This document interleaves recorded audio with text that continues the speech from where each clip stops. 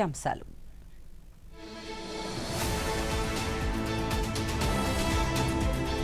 రూర్కెలాలో ఆదిపరబ్ 2026లో పాల్గొన్న రాష్ట్రపతి ద్రౌపది ముర్ము.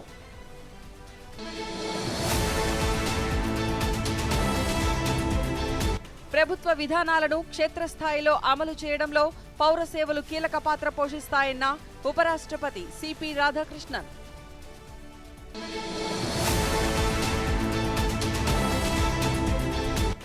దేశంలో ముడి చమురు కొరత లేదన్న కేంద్ర పెట్రోలియం మంత్రిత్వ శాఖ.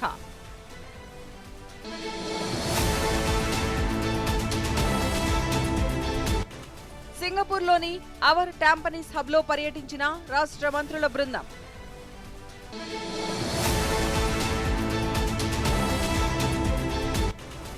భారత్ ప్రయోజనాలను పరిరక్షించేందుకు అన్ని చర్యలు తీసుకుంటోందన్న విదేశాంగ శాఖ.